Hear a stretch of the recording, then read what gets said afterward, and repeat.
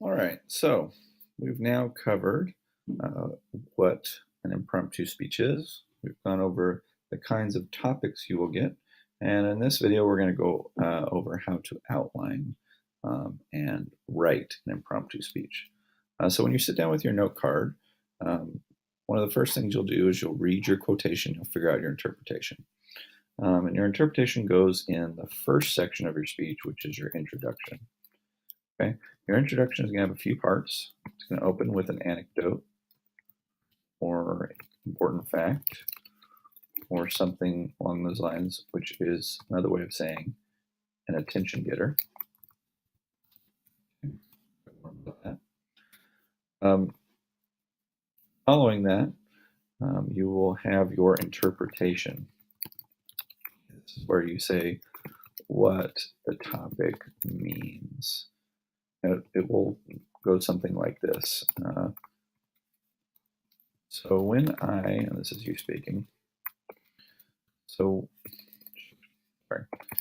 when I got Abraham Lincoln, I took this to mean, or something along those lines, or I thought of, or this means to me, something along those lines. Okay? And so that's what will follow directly after your anecdote. After that, you have your preview or outline of your main points. This one. So this is when you'll describe in very short amount of time the 2 to 3 topics you plan to cover. Okay. And that's the main basic structure for your introduction. It's more important to spend quality time in your body paragraphs explaining your examples than it is to spend in an extended introduction. Your introduction is an introduction to something. It's not the meat of the speech. So the meat of the speech happens in body paragraphs, okay, your points. The body paragraph, of course, starts with a topic sentence. My first point today.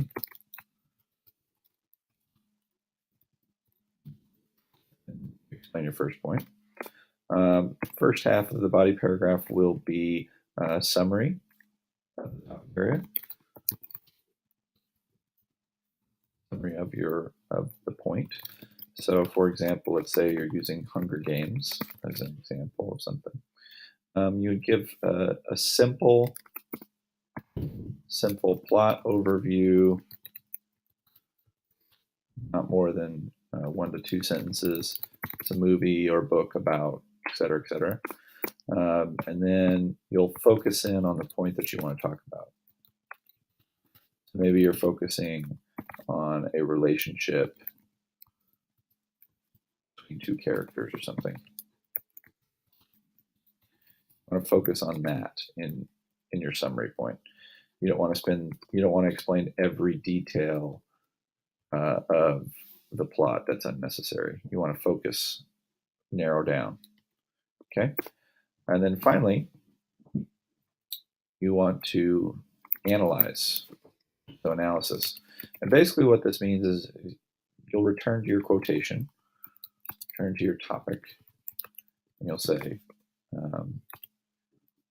just as, or in the same way that I just covered in my topic,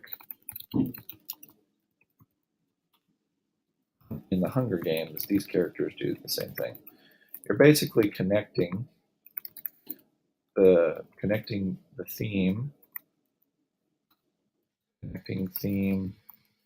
main theme of the speech to your example. Okay. So each of these parts is very important, and without each of these parts, you have an incomplete body paragraph. And then finally, you transition. And now that we've discussed this, we will move to, and then blah, blah, blah. Okay. So the same rules apply for all three of the body paragraphs. Obviously, the transition in the last body paragraph will be different. You'll be transitioning to what we'll talk about now, which is your conclusion, but they all follow the same basic structure. So your conclusion is quite simple. You'll review, okay, first by saying, so today, when I received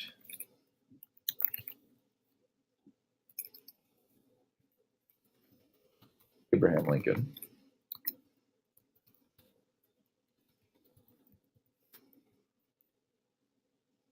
and then talk about what your main point was, and then we'll go back to review your three main points. Okay. We discussed this, this, and this.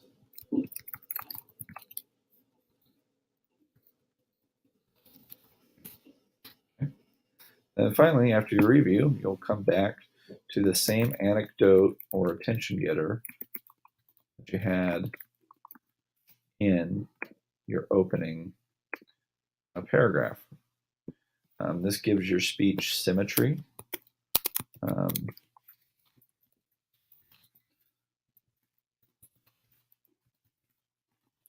And wraps it up nicely.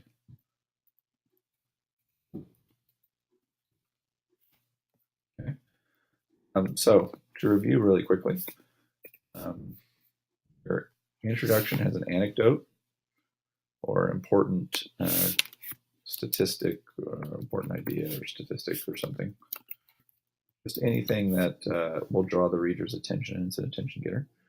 Then you give your interpretation. So when I got Abraham Lincoln, I took this to mean, then you'll preview what your main points are.